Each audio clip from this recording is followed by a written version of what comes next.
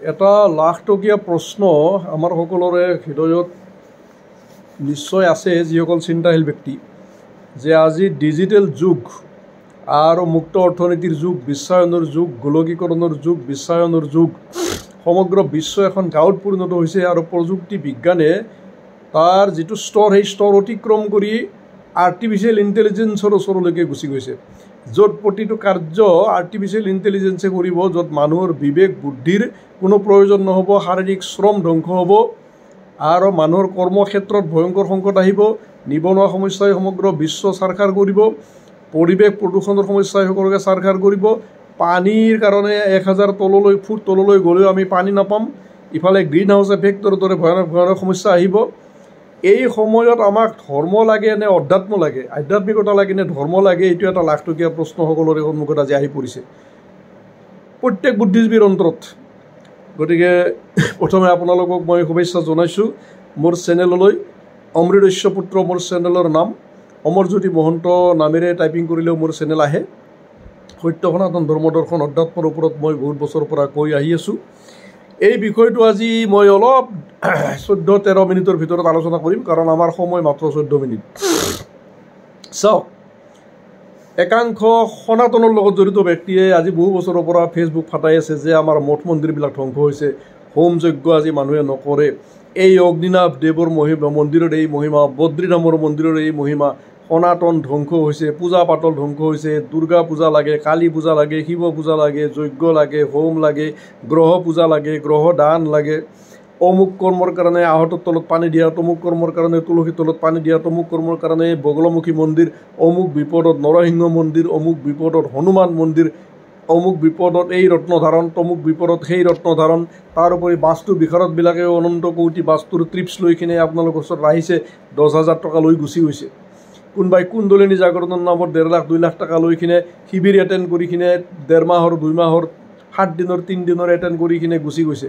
2 দিন পিছত আপুনি গম পাইছে যে সকলো টকা পইচা বৃদ্ধাই গৈছে। এতিয়া আজিৰ সময়ত আমাক কৰ্মকাণ্ড লাগে, যিবিলাক অতীতৰ পৰা সনাতনত 2টা ভাগ আছে, এটা কৰ্মকাণ্ড, এটা জ্ঞানকাণ্ড। আমাক কৰ্মকাণ্ড লাগে আজিৰ সময়ত, না অধ্যাত্ম না জ্ঞানকাণ্ড লাগে। জ্ঞানকাণ্ডৰ আচল নাম হৈছে অধ্যাত্ম। অধ্যাত্মক আমি সদায় স্বক বিচাৰোঁ। স্ব মানে মই কোন, মোৰ এই যিটো দেহ, এইটো দেহটো 5টা ভূতৰ দ্বাৰা তৈয়াৰী, ক্ষিতীয় পতেজ মূৰ্ধম, এই দেহটো মই নেকি?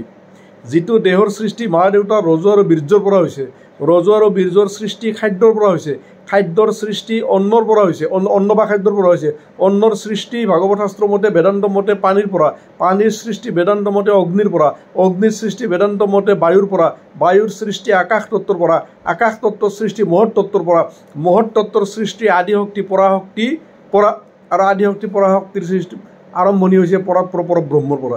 গতিকে এই দেহটো মই নে দেহৰ ভিতৰত থকা সূক্ষ্ম দেহ যিটো আছে, সূক্ষ্ম দেহ এই একে পঞ্চ জ্ঞানেন্দ্ৰিয়, পঞ্চ কৰ্মেন্দ্ৰিয়, মন বুদ্ধি চিত্ত অহংকাৰৰ দ্বাৰা সূক্ষ্ম দেহ বা আতিবাহিক দেহ।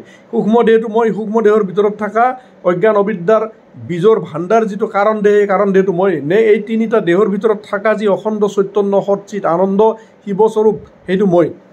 যিটো হিৰণময় তত্ত্বই এই 3টা দেহক চলাই আছে, এই দেহটো মই, না সেই হিৰণময় তত্ত্বটো মই, নে এই গু মূতৰ পচা দেহটো, বল মূত্ৰ বিষ্টা শ্লেষ্মা কৃমি কীট অম্লপিত্ত বমি পচা তেজৰ অধিষ্ঠান স্বৰূপ, গু মূত বনোৱা ফেক্টৰী স্বৰূপ এই দেহটো মই। এই প্ৰশ্নটো অন্বেষণ যেতিয়ালৈকে নকৰোঁ তেতিয়ালৈকে সনাতনৰ নামত যিমানে যজ্ঞ হোম নকৰক কিয়, কোনোবাই ক'ব শিৱ যজ্ঞৰ কথা, কোনোবাই ক'ব কালী যজ্ঞৰ কথা, কোনোবাই ক'ব বগলামুখী যজ্ঞৰ কথা, কোনোবাই ক'ব গ্ৰহ পূজা, কোনোবাই ক'ব গ্ৰহদান, কোনোবাই ক'ব অগ্নিনাভ মন্দিৰৰ অনাদি অনন্ত মহিমা, কোনোবাই ক'ব বদ্ৰীধামৰ অনাদি অনন্ত মহিমা, কোনোবাই ক'ব দৌল গোবিন্দৰ অনাদি অনন্ত মহিমা, কোনোবাই ক'ব সৎসংগ বিহাৰৰ মহিমা জাগ্ৰত অনাদি অনন্ত মহিমা, কোনোবাই ক'ব শংকৰদেৱৰ নামঘৰৰ অনাদি অনন্ত মহিমা, কোনোবাই ক'ব হনুমান মন্দিৰৰ অনাদি অনন্ত মহিমা। প্ৰত্যেকে ক'ব নিজৰ নিজৰ মহিমাৰ কথা। কোনোবাই ক'ব একাদশী ব্ৰত পালন কৰ, কোনোবাই ক'ব কিবা ব্ৰত 100 কোটি ব্ৰতৰ কথা, তপস্যাৰ কথা, কোনোবাই ক'ব গংগা স্নানৰ মহিমা, কোনোবাই ক'ব নৰ্মদা স্নানৰ মহিমা, কোনোবাই ক'ব ঘৰত নৰসিংহ পূজা, কোনোবাই ক'ব লক্ষী পূজা কৰ, কোনোবাই ক'ব কালী পূজা কৰ, কোনোবাই ক'ব বগলামুখী পূজা কৰ। অসংখ্য ব্যক্তি ক'ব, আমাৰ মহাপুৰুষ শংকৰদেৱ পন্থীসকলে ক'ব কলিযুগত সমস্ত মিছা, স্নান দান তীৰ্থ সমস্ত মিছা, সমস্ত বন্দামী, একমাত্ৰ কৃষ্ণ চৰণত শৰণ সঁচা, শ্ৰৱণ কীৰ্তন ৰচন বন্ধনো মিছা, আনকি শ্ৰৱণ কীৰ্তন ভক্তিৰ বাহিৰে বাকী চব মিছা। কোনোবাই ক'ব একমাত্ৰ ৰাধা কৃষ্ণ সঁচা তাৰ বাহিৰে বাকী চব মিছা, কোনোবাই ক'ব শিৱ পৰম সত্য তাৰ বাহিৰে বাকী চব মিছা, কোনোবাই ক'ব আদিশক্তি পৰাশক্তি সঁচা বাকী চব মিছা।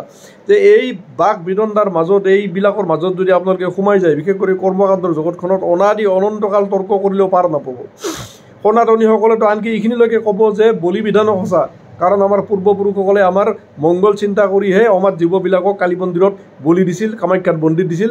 গতিকে কামাখ্যাত বলি দিয়াৰো অনাদি অনন্ত মহিমা আৰু সনাতনীসকলে ক'ব। মইতো যিমান সনাতনীৰ লগত শত্ৰু হৈছোঁ আজি কিছু বছৰৰ ভিতৰত একমাত্ৰ বলি বিধানৰ ঘৰ বিৰোধিতা কৰাৰ কাৰণেই হৈছোঁ। গতিকে আমাক কোনটো লাগে? আজিৰ সময়ত আমাক নিজৰ স্বৰূপৰ জ্ঞানটো লাগে, না আমি এই মঠ মন্দিৰ আশ্ৰম তীৰ্থস্থানত দিনে ৰাতি দৌৰি থকা, ঘৰত নাৰায়ণ পূজাৰ পৰা শিৱ পূজাৰ পৰা কালী পূজাৰ পৰা অনন্ত কোটি দেৱ দেৱী, কালী পূজা শিৱ পূজাৰ পৰা বিভিন্ন দেৱ দেৱীৰ পাছত দৌৰি ফুৰা আমাক লাগে? মনোবৃত্তি লাগে? নে আমাক চখ বিচৰা, মইক জানিব বিচৰা আধ্যাত্মটো লাগে? চাওক, ভকতসকলৰ ওচৰতো তৰ্ক কৰি আপোনালোকে সাৰি যাব নোৱাৰে। ভকতসকলৰ মতে একমাত্ৰ শ্ৰৱণ কীৰ্তন ভিন্ন আৰু একমাত্ৰ কৃষ্ণ ভিন্ন, চব বিছা। আৰু কৃষ্ণৰ বাহিৰে অনন্ত কোটি দেৱ দেৱী ব্ৰহ্মা বিষ্ণু মহেশ্বৰ সকলো কৃষ্ণৰ দাস। অথচ কোনো দেৱ দেৱী আমাক আহি আজিলৈকে কোৱা নাই যে মই কৃষ্ণৰ দাস বিষ্ণুৰ দাস বুলি। শিৱই কোৱা নাই, ব্ৰহ্মই কোৱা নাই, কিন্তু তেওঁলোকে কেনেকৈ গম পালে সকলো দাস বুলি মই নাজানো। কোনোবাই ক'ব একমাত্ৰ 34 অক্ষৰী হৰে কৃষ্ণ মহামন্ত্ৰ বাহিৰে বাকী সংসাৰত আজিৰ যুগত চব মিছা, কলিৰ যুগত। আৰু তেওঁলোকৰ যিখন গীতা সেইখন গীতাহে গুৰু পৰম্পৰাগত গীতা, বাকী অন্য গীতাক তেওঁলোকে গুৰু পৰম্পৰাৰ অনুসাৰে চলা গীতা বুলি মানিয়ে নলয়। অৰ্থাৎ একমাত্ৰ তেওঁলোকৰ গীতাখনহে সত্য, বাকী গীতা মিছা। এনেকুৱাও অসংখ্য কথা কৈছে। কোনোবাই কৈছে বৰ্তমান যুগত ঠাকুৰ অনুকূল চন্দ্ৰ একমাত্ৰ পুৰুষোত্তম, বাকী গুৰুবিলাক সাধাৰণ সিদ্ধ পুৰুষে। গতিকে তেওঁলোক আচল নহয়। সিদ্ধ পুৰুষে আমাক একো কৰিব নোৱাৰে। যিজন অৱতাৰৰো অৱতাৰ, পৰম পুৰুষোত্তম তেওঁহে আমাক উদ্ধাৰ কৰিব পাৰিব। গতিকে অনুকূল ঠাকুৰৰ ঋত্বিকৰ ওচৰত তৰ্ক কৰি কোনেও সাৰি যাব নোৱাৰে কেতিয়াও। ইস্কনৰ ভক্তৰ ওচৰত তৰ্ক কৰি কোনো জিকিব নোৱাৰে। শংকৰ ভকতৰ লগত তৰ্ক কৰি কোনো জিকিব নোৱাৰে। কোনো কাৰো লগত জিকিব নোৱাৰে। সনাতনীসকলে হোম যজ্ঞ পূজা পাতল পঞ্চ দেৱ দেৱী বিভিন্ন ধৰণৰ গ্ৰহ ৰত্নৰ পৰা গ্ৰহ পূজাৰ পৰা 100 কোটি যুক্তি দিব, তেওঁলোকৰ লগতো যুক্তিত জিকিব নোৱাৰে। সকলো সঁচা, কিন্তু একৰ পাছফালে জিৰ'বিলাকৰ তেতিয়াহে মূল্য থাকে যেতিয়া আগত এক থাকে। আমাৰ আগত যদি একটো নাই, তেনেহ'লে এই তৰ্ক বিতৰ্ক বাক বিদণ্ডা কৰি আমি কোনোবা এটা শান্তি পাম না। বিবেকানন্দই কৈছে যে ধৰ্মক লৈ যে দিনে ৰাতি তোমালোকে বাক বিদণ্ডা কৰি আছা, বিষ্ণু শ্ৰেষ্ঠ না শিৱ শ্ৰেষ্ঠ, কালী শ্ৰেষ্ঠ না ৰাম শ্ৰেষ্ঠ, হনুমান শ্ৰেষ্ঠ না গণেশ শ্ৰেষ্ঠ, জ্ঞান মাৰ্গ শ্ৰেষ্ঠ না যোগ মাৰ্গ শ্ৰেষ্ঠ, শ্ৰৱণ কীৰ্তন শ্ৰেষ্ঠ না ৰাজযোগ শ্ৰেষ্ঠ না ক্ৰিয়াযোগ শ্ৰেষ্ঠ, নে কলি যুগত কি শ্ৰেষ্ঠ, এই লৈ যে মূৰ ফালাফালি মৰি আছা। অনুকূল চন্দ্ৰ শ্ৰেষ্ঠ না ৰামকৃষ্ণ প্ৰমুখ শ্ৰেষ্ঠ, অমুক অৱতাৰ শ্ৰেষ্ঠ না ভুচুক অৱতাৰ শ্ৰেষ্ঠ, অমুক মন্দিৰ জাগ্ৰত না ভুচুক মন্দিৰ জাগ্ৰত, কলি যুগত শ্ৰৱণ কীৰ্তন শ্ৰেষ্ঠ, তাল খোল শ্ৰেষ্ঠ, নে হোম যজ্ঞ শ্ৰেষ্ঠ, নে ধ্যান শ্ৰেষ্ঠ না ক্ৰিয়াযোগ শ্ৰেষ্ঠ, নে কি যোগ শ্ৰেষ্ঠ, এই লৈ যে মৰি আছা। আত্ম অনুভূতি কাৰোবাৰ হৈছে জানো তোমালোকৰ? এই তোমালোকে দিন ৰাতি তৰ্ক বিতৰ্ক কৰি এই গুৰু শ্ৰেষ্ঠ, সেই গুৰু নিকৃষ্ট, এই মন্দিৰ শ্ৰেষ্ঠ, সেই মন্দিৰ নিকৃষ্ট, এই মন্দিৰ জাগ্ৰত, সেই মন্দিৰ মৃত, কলি যুগৰ এই ধৰ্ম শ্ৰেষ্ঠ, সেই ধৰ্ম নিকৃষ্ট, তোমালোকে যিবিলাকে চিঞৰি আছা, তোমালোকৰ এইবিলাকৰ ভিতৰত চিঞৰা পণ্ডিতবিলাকৰ ভিতৰত কোনোবাই বুকত হাত দি দমত ক'ব পাৰিব নেকি যে মোৰ আত্মৰ অনুভূতি হৈছে, মোৰ ব্ৰহ্ম অনুভূতি হৈছে, মোৰ ব্ৰহ্মানুভূতি ব্ৰহ্মানন্দ অনুভূতি হৈছে, মই ব্ৰহ্মানন্দ ভূমানন্দ দিব্যানন্দৰ মহাসাগৰত ডুবিছোঁ, মই ক্ষুদ্ৰ সুখে বহু আশা কৰি জীৱ আছে ভৱ কূপে পৰি এই পৰম তথ্যক উপলব্ধি কৰিছোঁ, মই পৰমানন্দৰ অপাৰ অনন্ত মহাসাগৰত ডুবি ব্ৰহ্মাৰ পৰা বন মানুহলৈকে যিমান আনন্দ আছে সকলোকে বিষ্টা তুল্য বুলি, শুকৰী বিষ্টা তুল্য বুলি, গণিকা বিষ্টা তুল্য বুলি উপলব্ধি কৰিছোঁ। ব্ৰহ্মাদি যিমান ভোগ আছে সকলো ভোগ মোৰ মনত আজি শুকৰী বিষ্টা, কাৰণ মই ব্ৰহ্মানন্দ পৰমানন্দ সাগৰত ডুবিছোঁ, মই আত্ম অনুভৱ ব্ৰহ্ম অনুভৱ কৰিছোঁ, মই পৰম প্ৰেমৰ মহাসাগৰত ডুবিছোঁ। কোনোবাই বুকত ভুকে ক'ব পাৰিছে নেকি এইবিলাকে যে যিবিলাকে চিঞৰি আছে দিন ৰাত যে কলি যুগৰ একমাত্ৰ শ্ৰৱণ কীৰ্তন সঁচা, বাকী চব মিছা, কলি যুগৰ হোম যজ্ঞ সঁচা, বাকী চব মিছা, কলি যুগত 34 অক্ষৰী হৰে কৃষ্ণ হৰে ৰাম মন্ত্ৰৰ বাহিৰে বাকী চব মিছা, কলি যুগত এই মন্দিৰ জাগ্ৰত, বাকীবিলাক মৃত, কলি যুগত অমুকহে পুৰুষোত্তম, বাকী সকলো সিদ্ধ পুৰুষ বুলি যিবিলাকে চিঞৰি আছে, এইসকলে কোনোবাই আত্ম অনুভূতি আত্মবোধ ব্ৰহ্মবোধ কোনোবাই পাইছে নেকি?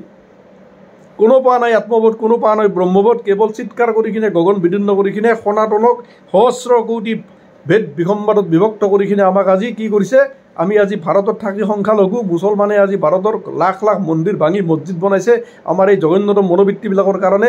খ্ৰীষ্টানে ভাৰতৰ 80% মাটি দখল কৰি খ্ৰীষ্টানীতিত কোটি কোটি মানুহক কনভাৰ্ট কৰি আছাৰামজীৰ বাপুৰ দৰে মহাপুৰুষে খ্ৰীষ্টানীতিৰ পৰা হিন্দুত্বলৈকে 30 লাখ মানুহক লৈ যোৱাৰ কাৰণে চৰকাৰৰ লগত লগ লাগি খ্ৰীষ্টান চক্ৰই আছাৰামজী বাপুক বিভৎসতম কলংক দি কিনে কাৰাগাৰত থৈ দিছে। আজিও হিন্দু গুৰুবিলাকে আজিও প্ৰায় 100% হিন্দুই ভাবি আছে আসাৰামজী বলৎকাৰী। ইয়াত কৰি লজ্জাজনক, দুৰ্ভাগ্যজনক, ইয়াত কৰি সন্তাপৰ বিষয় একো হ'ব নোৱাৰে যে সনাতন শত শত সহস্ৰ সহস্ৰ খণ্ডত বিভক্ত কিয় হ'ল?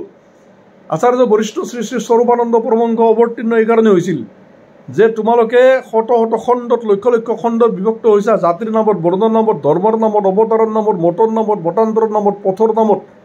তোমালোকে এক ওংকাৰ মহামন্ত্ৰৰ তলত এক হোৱা, ব্ৰহ্মগায়ত্ৰীৰ তলত এক হোৱা, এক ওংকাৰ ঘৰে ঘৰে মন্দিৰে মন্দিৰে এক ওংকাৰ, তীৰ্থে তীৰ্থে এক ওংকাৰ, আশ্ৰমে আশ্ৰমে এক ওংকাৰ, সকলোৱে এক ওংকাৰ সাধনা কৰা, গায়ত্ৰী সাধনা কৰা, এক সনাতনী, তেতিয়াহে তোমালোকে হ'ব পাৰিবা। যেতিয়ালৈকে মই কোন এই বোধটো বোধৰ দ্বাৰা বোধ নকৰোঁ, যোনে যি গুৰুৰ শৰণাগত নহওক কিয়, সকলো গুৰুৱে এক পৰম তত্ত্বৰে প্ৰতিবিম্ব।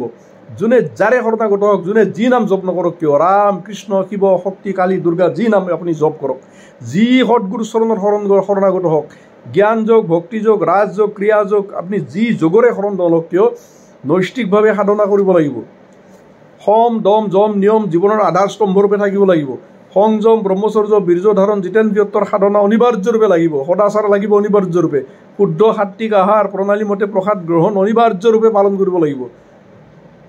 যম নিয়ম লাগিবই। সংযম, ব্ৰহ্মচৰ্য, বীৰ্য ধাৰণ, জিতেন্দ্ৰিয়ত্ব, সাত্বিক আহাৰ, এই গোটেইখিনি আধাৰস্তম্ভৰূপে লাগিব। ব্ৰত, উপবাস, তপস্যা সকলো আধাৰস্তম্ভৰূপে লাগিব। নিষ্কাম সেৱা লাগিব আধাৰস্তম্ভৰূপে।